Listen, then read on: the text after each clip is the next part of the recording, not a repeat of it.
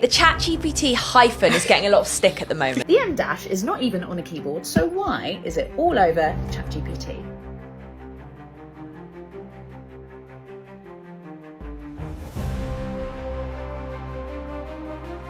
Hyphen, subtraction, flunk out of high school. Always remember to prompt ChatGPT with get rid of all the M dashes and you will pass.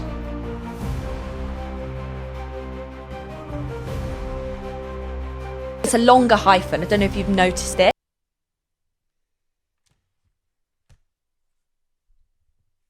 Stop.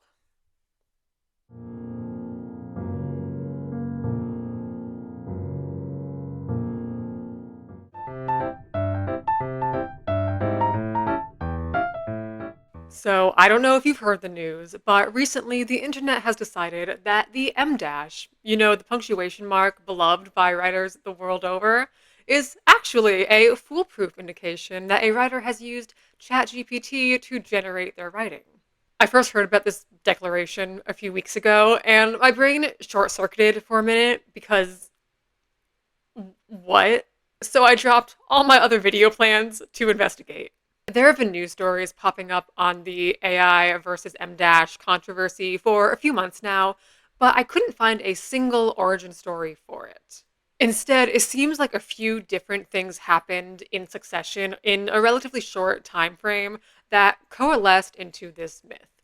And it is a myth, but we'll get there. First, in January of this year, a LinkedIn user named Becca Chambers shared a redacted user's post that reads this: I keep seeing weird long dashes in posts.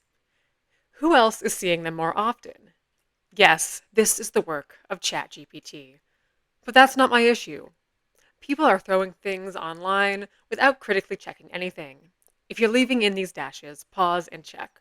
The quality of social posting is at an all-time low, and people are getting fed up. Thankfully, Chambers defended the dash, as did most of her comments, but this defense was seen by only so many people on LinkedIn, and the fight was only just getting started.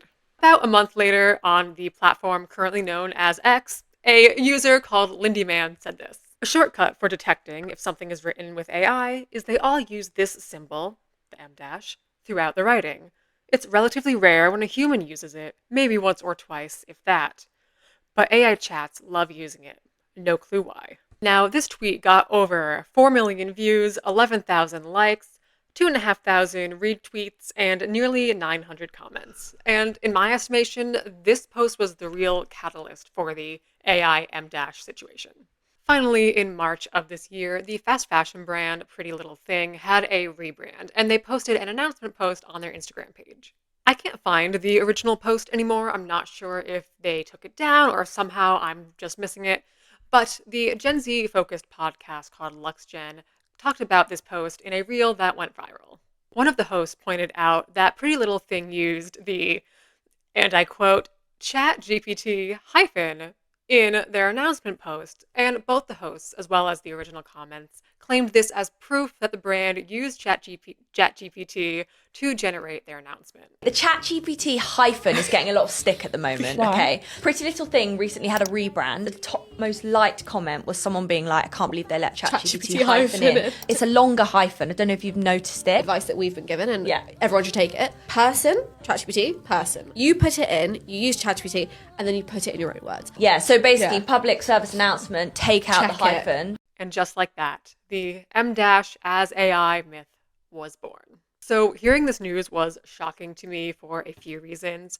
First, because the M dash is kind of a cliche or an inside joke among writers because of how often we use it, how deeply we love it, and how fiercely we will defend it. To quote ex-user Fran, no, using an M dash a lot isn't a sign of AI because the M dash is not a punctuation. It's a vibe. It's a feeling. You don't use it because it makes grammatical sense. You use it because your heart tells you to. AI couldn't possibly do it well because it lacks one.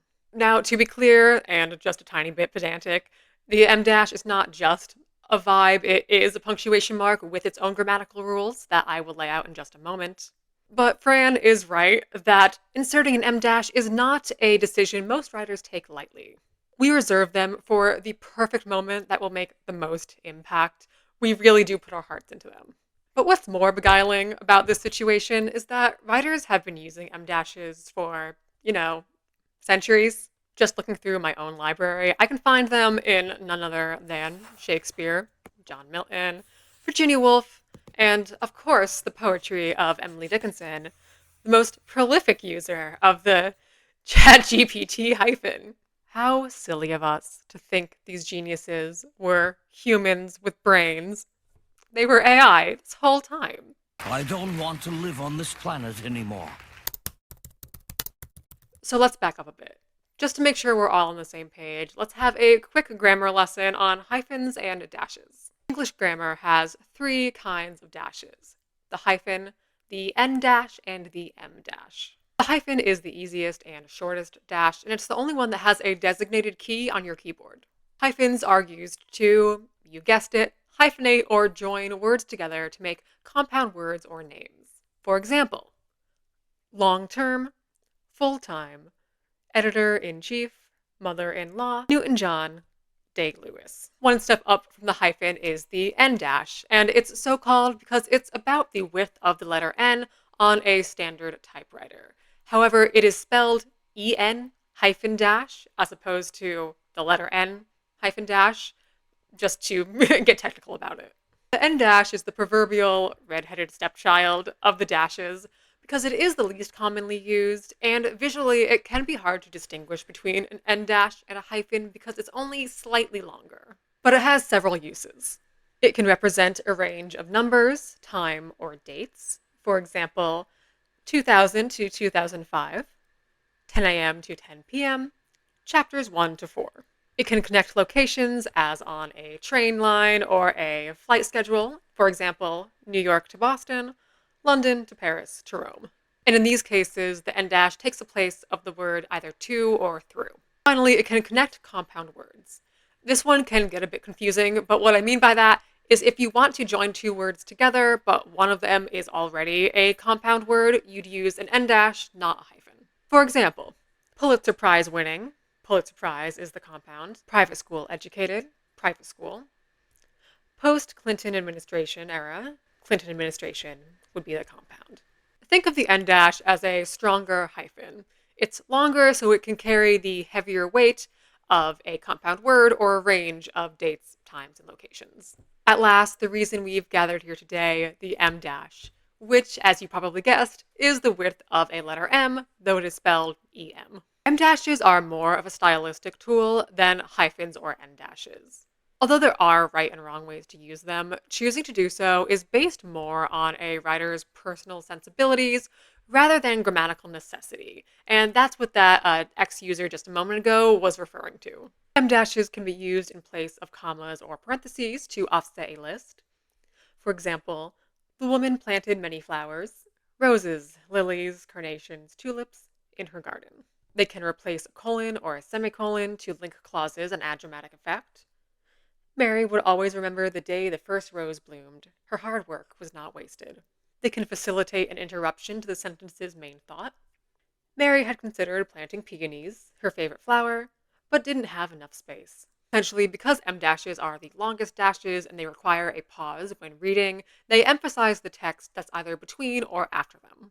In most cases, other punctuation marks would be correct as well, like commas, semicolons, or parentheses, but those marks don't add the same emphasis and emotion that the M dash does. And I suspect this is, in part, why the M dash specifically has been singled out as an indication of AI use. Because using them well requires a slightly more advanced command of written language that a young student or someone who isn't a trained writer might not have, but a computer would.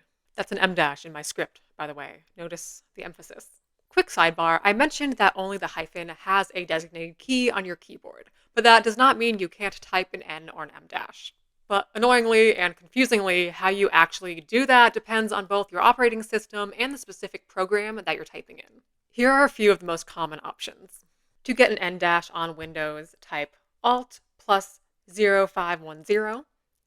On Mac, hold Option plus hyphen. To get an M dash on Windows, hold Alt plus 0151. On a Mac, it's Option plus Shift plus hyphen. Alternately, in Google Docs, you can press hyphen twice for an M dash, and 3 times for an M, and it will automatically correct. If you're using a different program and aren't sure, a quick Google should hopefully find your answer. Or is it true that a computer would have advanced language skills? Given that I don't use AI to write, I didn't actually know how exactly it handles M dashes.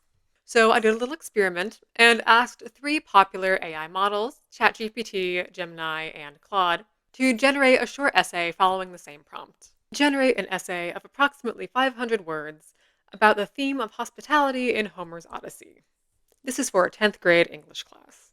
I recently finished reading the Odyssey, and I first read it in 10th grade, so this felt like a believable prompt a student might input.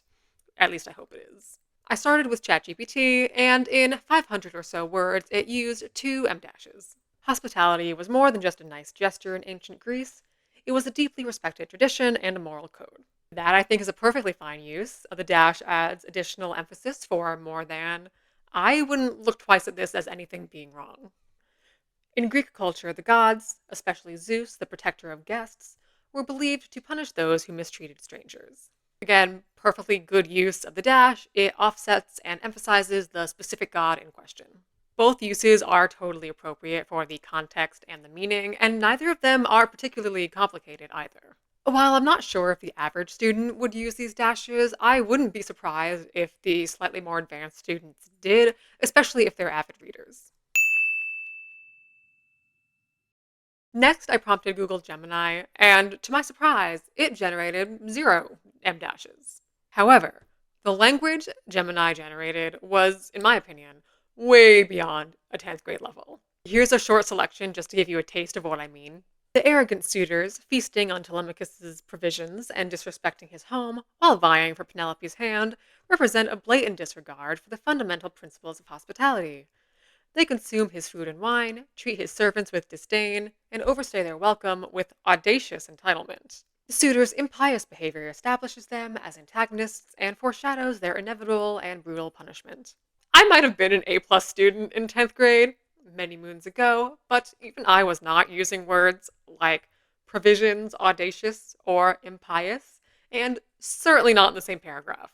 Any halfway decent teacher can clock this as AI immediately, not because a specific punctuation mark is the indicator, but because it's unlikely that a teenager can write something this sophisticated without help. And that's nothing against any teens who might be watching. You're young, you're still learning, and if you want to write at this level someday, you will get there. But not if you use AI. Finally, I asked Anthropic's Claude to write the same essay, and it generated the most M dashes at 3. In the ancient Greek world of Homer's Odyssey, hospitality wasn't just good manners, it was a sacred institution known as xenia. This one's pretty similar to the first ChatGPT dash because it's emphasizing it wasn't just. Fine, normal, no issues. This next and last one is a bit long, but it's the most interesting example.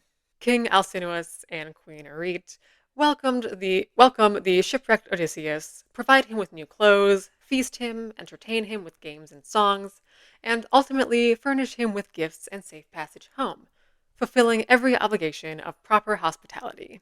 So this M dash isn't wrong per se, but it's not great.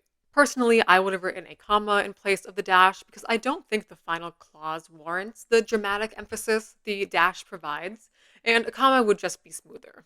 But now the question is, if I'm a teacher grading papers and I come across this slightly awkward M dash, do I take it as a sign a student used AI, or do I take it as a student who is still learning how to write, making a mistake like any student does? And it's not even really a mistake, it's just a little bit awkward.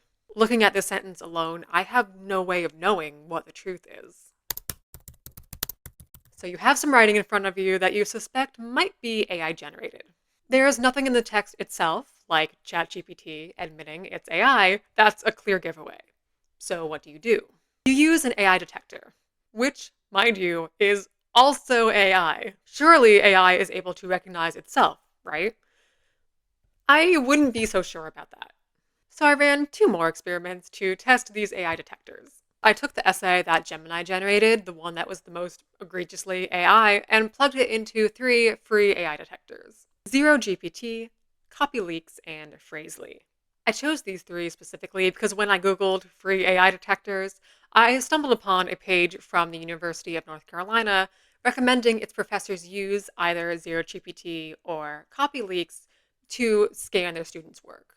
So, seeing that recommendation, I'm going to assume that these are being used in academic settings. Then I sort of randomly picked Phrasely as like a third opinion option. Thankfully, all three of these detectors were able to identify this essay as almost entirely AI. So I thought things were going well. Until I put a text that is most definitely not AI into ZeroGPT and it came back as 88% AI generated. What was that text, you ask? Call me Ishmael, the first paragraph of Moby Dick. This was a dagger through the heart, but a good experiment needs to be repeated. So I went back over to CopyLeaks, which found 0% AI content in the Moby Dick. Of course, that's good, but 0 to 88% is a wild difference, especially when we know for a fact which outcome is correct. At this point, I was hoping beyond hope that the ZeroGPT was just a fluke somehow, and I was betting on Phrasely to break the tie and set the record straight. Well, it sucks to be me, because Phrasely also said Moby Dick is 87% AI. What the fuck? I sure would hate to be the innocent college student who's actually using her brain and putting in effort, only to be flagged as AI and potentially face failure or expulsion. Unfortunately, I have no doubt that students, writers, regular people sending emails to their bosses are being falsely accused of using AI because of these detectors. And how are they supposed to prove their innocence? You're damned if you do, and you're damned if you don't. And I truly don't know how we're supposed to handle this. I just hate it. There are many things that worry me about this whole M-/general AI hypervigilance situation. So let's try to remain calm and break it down. Worry number one, illiteracy. If you've seen my video on unschooling, then you know how I feel about literacy and illiteracy. I truly believe the sharp decrease in functional literacy and critical thinking skills among young people is the great issue of our time because it underlies everything else. And I don't think we've even begun to see the ramifications of it yet.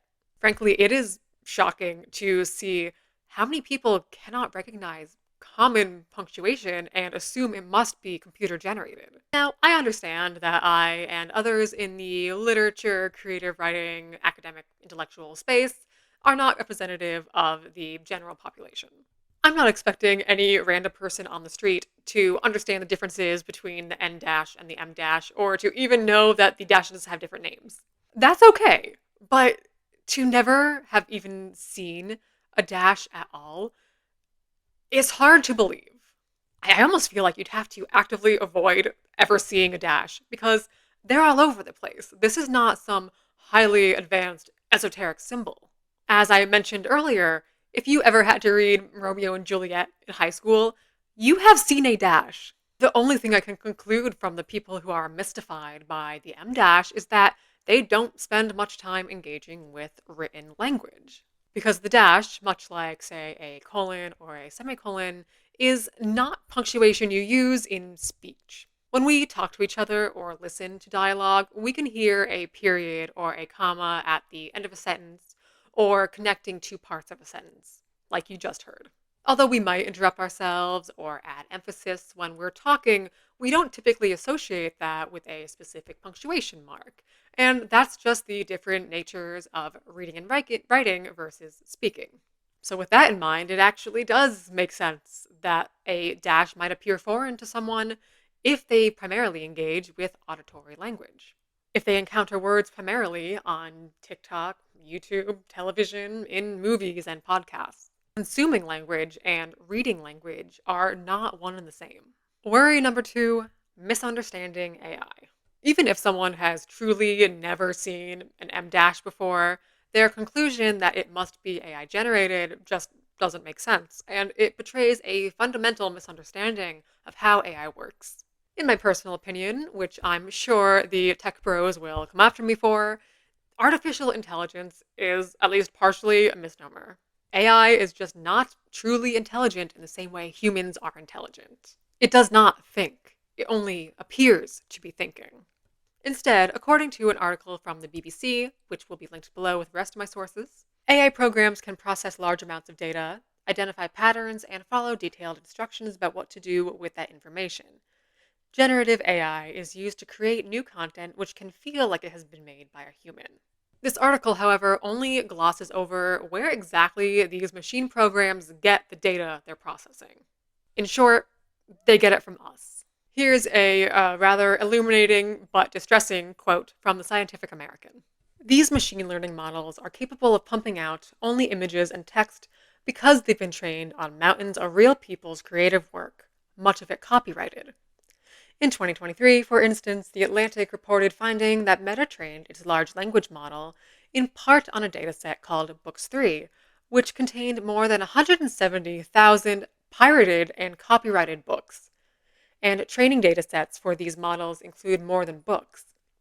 In the rush to build and train ever larger AI models, developers have swept up much of the searchable internet. A lack of corporate transparency makes it difficult to figure out where companies are getting their training data. Now's a good time to make a quick point that although I'm calling this video something like AI's war on writers or the war on writing, I'm focusing on the output of AI today rather than the input for this very reason. There is no transparency. At this point in time, I don't know if it's possible for a layperson to find this information on what is going into AI if even large and reputable publications don't have it. But in other words, AI can only spit out what gets put in. It smashes together bits and pieces of real human creations based on patterns it's identified in a way that only seems new. Every sentence AI writes represents an idea a real human already had, just as every punctuation mark it generates already existed. ChatGPT could not have created its own hyphen because it cannot create. It cannot imagine. It cannot reason. It cannot think. It's not magic, but without a proper understanding of the processes behind the AI, it does look magical. And that's how we end up putting it on a pedestal. To be clear, the onus is on the AI companies to be transparent about how our information and our creations are being used. Of course, we could all benefit from doing our own research, but if the details aren't accessible, we can't. Oh, and lest I forget, it is also on our governments to protect our intellectual property and our personal data. Worry number 3, the culture of suspicion. So we have a portion of the population who is, shall we say, not well versed in language in the written word, and who believes generative AI has a greater creative capacity than it does. These factors, combined with a desire to distinguish between human-crafted and AI-generated content, leads to what I'm calling a culture of suspicion. It's worth noting that as frustrating as this whole situation is for those of us who love language and who often dedicate our lives to it, it does come from a good place. If nothing else, this controversy around the M- indicates that people want transparency. They want to understand the nature of what they're reading, and that implicitly puts more value on human writing than AI-generated slop. As counterintuitive as it sounds, I think this is a baby step in the right direction, but we're probably not going about it in the best way. I called this phenomenon a culture of suspicion, but really it's suspicion at best and paranoia at worst. Now that the idea is out there that the M- is a sign of AI, if people come across a dash, whether they're a teacher, an employer, a random person reading an article, they might jump to the conclusion that what they're reading is AI generated when that is not necessarily the case. On the flip side, writers have just witnessed a humble punctuation mark get loaded with a significance it never had, and they're now living in fear that they're going to be accused of using AI, although nothing about their writing itself has changed. I myself have been dedicating more time to my writing practice lately. I'm trying to get some old stuff edited, some new stuff published potentially. I'm also working on starting up a newsletter. Hint, hint. And as a frequent M- user, the thought has crossed my mind of what if someone thinks I'm using AI? Granted, in the creative writing space, the overwhelming majority of people are in the same boat, in that we are against AI and understand that it cannot create symbols, but there's still that what if? All I can do is trust that you'll take me at my word that I am really writing. Regardless of what side of the paranoia you find yourself on, it's not a nice place to be. What we're suspicious of is not merely the use of AI, it's the use of AI in such a way that means cheating, lying, plagiarizing, stealing. Honesty, integrity, and transparency are values that most people hold, and usually hold dearly. To find out that a student or a writer did not actually write the essay that they're passing off as their own, or to find out that a brand is using AI art that rips off a real artist's work, it's not just a social faux pas, it's offensive. It's a breach of trust. These are serious transgressions that no one wants to be accused of. And that leads me to my ultimate worry, caving to the machine. To the question of how do we solve a problem like the M dash, there are really only two responses. Those of us who are M dash devotees say something to the effect of, you can pry our M dashes out of our cold, dead hands and shove your AI way up your ass. On the other side are those people who, out of fear of these AI accusations, are no longer using dashes. A few examples. I stopped using the M dash in my writing because readers now flag it as AI, forced to rely on transitional words to connect thoughts instead. It's limiting and awkward, but ironically serves as an excellent exercise in sentence construction. Yeah, I was proud of my grammatically correct writing until I decided to start making mistakes for this very reason and started using this instead of the proper dash, the hyphen surrounded by spaces. Sadly, I used that dash. Now I just use a semicolon. I find these responses even more concerning than the situation itself. This is how the robots win.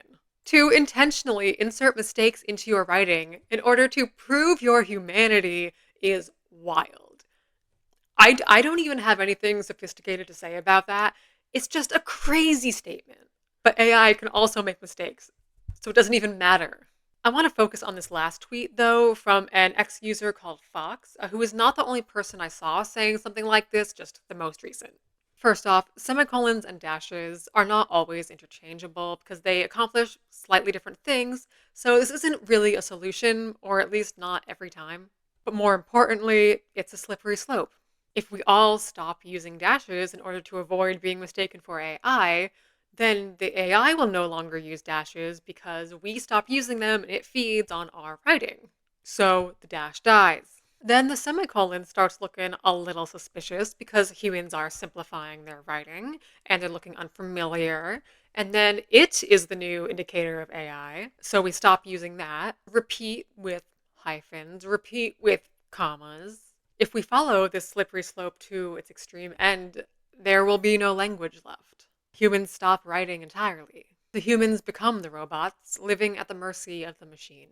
I understand this might sound a tad dramatic, but I really don't think it is. It's not impossible for a civilization to forget how to write, and highly advanced computer systems that cannibalize language would only speed up that process. You know the movie Idiocracy?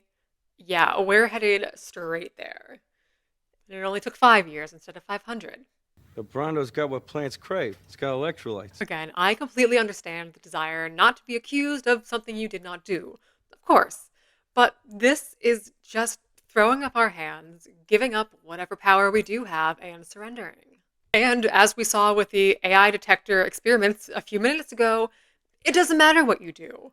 You can be a writer from 200 years ago and still be accused of being AI. Here's the irony of AI. It needs us more than we need it. It needs our words to generate text.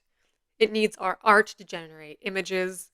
It needs our approval to justify its existence. Unfortunately, at this moment, we don't know to what extent these AI companies are using our personal data and our content. We don't have laws protecting our intellectual property. The only thing we do have that AI does not is free will. Although philosophers have argued for centuries whether or not we actually have free will, but for all intents and purposes, today, we do. I approached this video naively believing that somehow I could come to a conclusion that would make everyone happy. Something to the effect of, AI is here, it's not going anywhere, we can learn to live with it and just learn to use it responsibly, yada, yada, yada. But the more I read, or the more I thought about this issue, the clearer it became that there is no solution like that. Something I want to work on in my content and make a concerted effort to do more often going forward is to stop trying to make everyone happy and to be nice all the time, and to actually state my opinion and stand by it. So I'm going to do that here. I really think the best thing we can do to combat generative AI is to collectively refuse to use it. Every time we use ChatGPT to write an email for us or to plan our grocery lists, every time we use it to turn our profile pictures into Barbie dolls, which was apparently just trending for some reason, we tell the businessmen behind the AI that there is a demand for it, so they increase the supply. What if all of us, or even most of us, came together and said, no, we don't want this? If we stop buying what they're selling, they stop selling it. Now, I'm not quite naive enough to believe that everyone in the world would come together to rage against the machine, as it were. I've seen the ChatGPT subreddit. I know there are some AI simps out there, which is really the most accurate word I can think of. But I do have enough hope that eventually the pendulum will swing back. Probably not all the way back to where it was before, but back enough that humans will no longer have to fight for humanity. Yes, having a computer write an email for you is convenient. I get that completely. But writing an email that you really don't feel like writing, putting together a grocery list, planning your personal budget are all part of the beautiful mundanity of being alive. If that convenience comes at the cost of our ability to create and communicate, it is not worth it. So, did we learn anything today? Did we get anywhere? I'd like to think we did. For myself, this M- debacle solidified that the solution to generative AI is not searching for signs that aren't there. I so wish it were that simple, but it is not. The solution has to be more drastic. It has to be greater transparency from these AI developers. It has to be more legislation and protections from our governments. And it has to be, in my opinion, essentially a boycott from we the people who are affected by this crap. Hello, Editing Joe here. Please excuse the crappy webcam quality, but it's been a few days and I want to leave you with more practical advice for how to approach writing you think might be AI generated. So I think we've established that there is no system we can rely on to tell us with certainty what is and is not AI generated. There is no punctuation mark, there is no grammar, there is no AI detector that is going to tell us for sure what is real and what is not. And the only solution I can come up with is a more human-centered approach, as well as getting comfortable with the fact that sometimes we're not going to know and sometimes we are going to get it wrong. And by human-centered, I mean taking all of the factors in a given situation and assessing them holistically. If you're a teacher and the kid who usually struggles in English class suddenly turns in a paper with perfect grammar and advanced vocabulary, that warrants a conversation. If you're reading a blog and suddenly this writer doesn't really sound like themselves, that might also warrant suspicion. If you're reading a book off of Kindle or Amazon and can't find any solid information about who wrote it, also suspicious. But the trickiness and the stickiness of the situation means that taking a human-centered, holistic approach means that sometimes AI content is going to fall through the cracks, which is frustrating and unfortunate. But I think that is better than the paranoia and the suspicion of thinking a certain mark is the indicator or the AI detector you found online must be right. I still wish I had something more concrete for you, but we are living in a time that no other human has ever experienced anything like, and we're not even close to having it figured out. So that's all I have. I can't force you to stop using AI if you already are, although my target audience is people who feel similarly to me, so I probably didn't alienate too many of you. But I can ask you to think hard about where your values and your priorities lie and to act accordingly. Anyway, thank you so very much for spending your time with me today. It does mean the world to me. And let me know in the comments, are you an M- lover? Are you more ambivalent towards them as a writer or a reader? Did you even know if M- were a thing? Do you have more practical solutions to identifying AI writing than I was able to come up with today? I would love to know. If you enjoyed this video, then you'll probably also enjoy my other video critiquing AI, and that one specifically is about the NaNoWriMo ableism controversy from a few months back. Thank you again for watching. I hope you have a lovely rest of your day, and I will see you in the next one.